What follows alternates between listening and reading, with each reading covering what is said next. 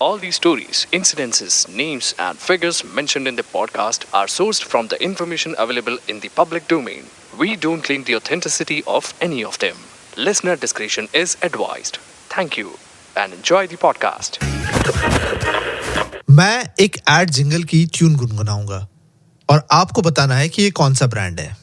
The tune goes, असली मसाले सच सच. याद आया ना? ऑफ कोर्स, क्यों याद नहीं आएगा? हमारे देश की एडवर्टाइजिंग के इतिहास में बहुत ही कम ऐसे आइकॉनिक एड्स या कैंपेन्स रहे हैं जो लोगों को सालों साल याद रहे हैं, जैसे कि निरमा वॉशिंग पाउडर या फिर अमूल दूध पीता है इंडिया और भी कई. पर ये जो ट्यून अभी मैंने गुनगुनाई, इस ब्रांड का ना सिर्फ ये जिंगल फेमस है, उस एड में आने वाले जो मॉडल है वो भी उतने ही मशहूर और यादगार है. अगर अभी भी कोई ऐसा है जिसे नहीं पता चल रहा कि मैं किस बारे में बात कर रहा हूं, तो मैं बता दूं कि वो ट्यून या वो एड है MDH मसाले की. उसकी जो ट्यून है, असली मसाले सच सच, MDH है ना आइकॉनिक. और कौन नहीं जानता इस एड में आने वाले MDH वाले दादाजी को, जो कि एक्चुअल में है MDH के ओनर. पर MDH की कहानी सिर्फ इसलिए यादगार नहीं है क्योंकि इसकी जिंगल इतनी यादगार थी या इसमें आने वाले दादाजी इतने यादगार थे. मजेदार है इस ब्रांड की जर्नी और कैसे एक 14x9 की छोटी सी दुकान से बना देश का one of the major masala brand MDH. ये कहानी है परिश्रम की, ये कहानी है विश्वास की, ये कहानी सिखाती है कि कुछ भी हो जाए हार नहीं माननी है. And also age is just a number. Brand tales में आज कहानी MDH मसाले की. Radio City brand tales.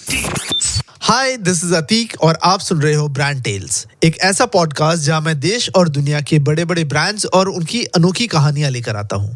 और आज हम जाने वाले हैं एक ऐसे ब्रांड की जर्नी पे जिसकी कहानी बड़ी फिल्मी है. कहानी की शुरुआत होती है फ्लैशबैक में, 1919 टू बी प्रिसाइज. साल था 1919. जगह सियालकोट, जो अब पाकिस्तान के पंजाब में है. महाशय चुन्नी लाल गुलाटी नाम के एक बंदे ने अपने मसालों की एक दुकान शुरू की, जिसका नाम उन्होंने रखा Mahashians Di Hatti, which is translated to respected man's shop, एक इज्जतदार इंसान की दुकान. 4 साल बाद चुन्नीलाल जी को एक लड़का हुआ, धर्मपाल गुलाटी. धर्मपाल गुलाटी वो था जो इस महाशयंस दी हट्टी के और अपने फैमिली की फ्यूचर में काया पलट कर देने वाला था. पर धर्मपाल गुलाटी को यह सब कहां पता था. वो तो बस इसी चक्कर में था कि कब उसकी स्कूल खत्म हो. धर्मपाल को पढ़ाई लिखाई से नफरत थी. उसे पढ़ना या स्कूल जाना जरा भी पसंद नहीं था. 5th स्टैंडर्ड तक आते आते धर्मपाल ने यह तय कर लिया था कि बस अब उसे और नहीं पढ़ना है. So he finally stopped going to school. Dharampal को अपने पिताजी का बिजनेस भी अच्छा नहीं लगता था कि वो जाकर वो ज्वाइन कर ले. इसलिए धर्मपाल ने छोटे मोटे काम जैसे कि साबुन बेचना, कांच का सामान बेचना या कारपेंटरी, ये सारी चीजें शुरू कर दी. पर कहीं पे भी उसकी दाल नहीं गली. फाइनली धर्मपाल को वापस आना पड़ा अपने फादर का बिजनेस ज्वाइन करने के लिए. साल था 1947. एक और देश जश्न मना रहा था आजादी का, तो वहीं दूसरी ओर कई लोग बेघर हो रहे थे. 1947 के पार्टीशन में कई लोगों को अपने पुश्तैनी घर छोड़ देना पड़ा. धर्मपाल भी उनमें से एक थे.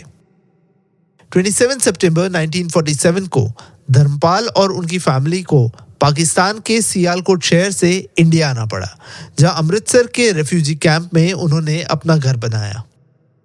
जल्दी में अपना घर छोड़कर आने के कारण धर्मपाल जी के परिवार के पास ज्यादा कुछ नहीं था और धर्मपाल जी ये समझ गए थे कि he will have to move on and build a new life. Dharampal और उनके भाई ने अपने पिताजी से बचे हुए 1500 रुपए लेकर दिल्ली की ओर चले गए, जहां दिल्ली पहुंचकर उन्होंने 650 रुपए में एक घोड़ा गाड़ी खरीदी और टांगे का बिजनेस शुरू किया. पर यह बिजनेस ज्यादा दिन नहीं चला.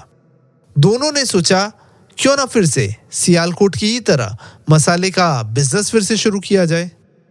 धर्मपाल जी ने एक इनफॉर्मल मार्केट सर्वे से ये पता लगाया कि दिल्ली में देगी मिर्च वाले हार्डली कोई सप्लायर्स थे, पर उनका चैलेंज था सियालकोट में अपने बिजनेस का रुतबा फिर से खड़ा किया जाए। किसी तरह से पैसे जोड़ जोड़ के धर्मपाल ने दिल्ली के करोल बाग में 14/9 की एक दुकान खरीदी और वहां से मसाले का बिजनेस शुरू कर दिया। जैसे अभी थोड़ी देर पहले मैंने कहा, देगी मिर्च वाले सप्लायर्स कम होने के कारण धर्मपाल का ये बिजनेस काम करने लग गया। 1953 में उन्होंने एक और दुकान खरीद ली और 1959 के आते आते उनका बिजनेस इतना काम कर गया था कि उन्होंने मसालों की एक पूरी फैक्ट्री खोल ली। पर क्या मसालों की 2 दुकान डालने से या फैक्ट्री खोलने से बिजनेस हिट हो जाता है? अगर ऐसा ही होता तो हर कोई अपनी दुकान डाल देता, अपनी फैक्ट्री डाल देता।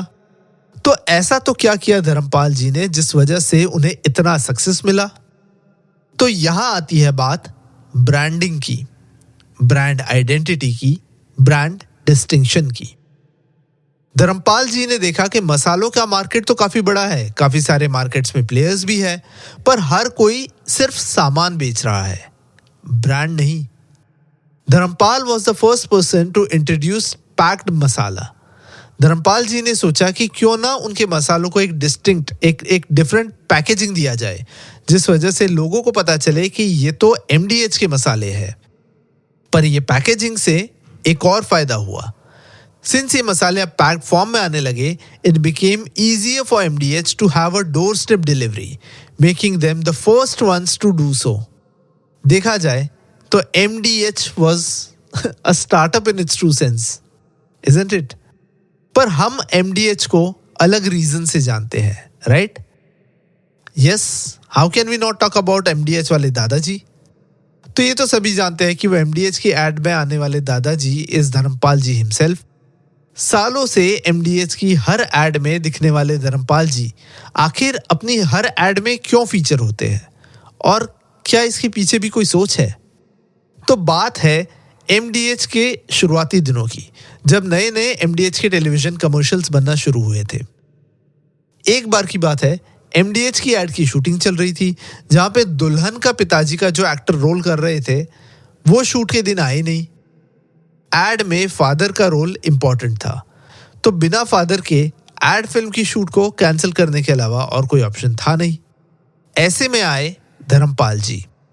धर्मपाल जी के जीवन की ही तरह, जहां हर मुसीबत को, हर प्रॉब्लम को, हर सेटबैक को धर्मपाल जी ने खुद पर लेकर सॉल्व किया है, इस सिचुएशन में धर्मपाल जी ने एग्जैक्टली वही किया। एड में दुल्हन के फादर का रोल धर्मपाल जी ने खुद किया, और ये बस लक ले लो या मास्टर स्ट्रोक, ये एड इतनी हिट हुई कि उसके बाद के हर MDH की एड में धर्मपाल जी फीचर हुए। कई मार्केटिंग गुरुज ने ट्राई किया कि यही मॉडल को रेप्लिकेट किया जाए, पर शायद MDH की सिंपल जिंगल, असली मसाले सच सच MDH, ये हो, या MDH मसाले और उसकी एड में आने वाले सिंपल से MDH दादाजी। सिंप्लिसिटी वो ब्रह्मास्त्र था जो धर्मपाल जी ने अपना ब्रांड बनाने के लिए यूज किया। साल 2017 में धर्मपाल जी became the highest paid fast moving consumer goods CEO in India, जहां उनकी सैलरी सालाना 21 करोड़ रुपए थी। पर धर्मपाल जी अपने सैलरी का 90% चैरिटी में खर्च कर देते थे, जिस बदौलत आज उनके द्वारा 20 से ऊपर स्कूल्स और कई सारे हॉस्पिटल्स हैं। 3 दिसंबर 2020 को कोविड के चलते धर्मपाल गुलाटी जी दिल के दौरे के कारण इस दुनिया से चल बसे, पर आज भी अपने मसालों की यूनिक पैकेजिंग से, MDH के सिंपल से जिंगल से और वो स्माइलिंग दादाजी से वो आज भी हमारे दिलों में है। आप सुन रहे थे ब्रांड टेल्स और मैं हूं अतीक। जल्द ही लेकर आऊंगा एक और interesting brand tale. Stay tuned. Radio City Brand Tales.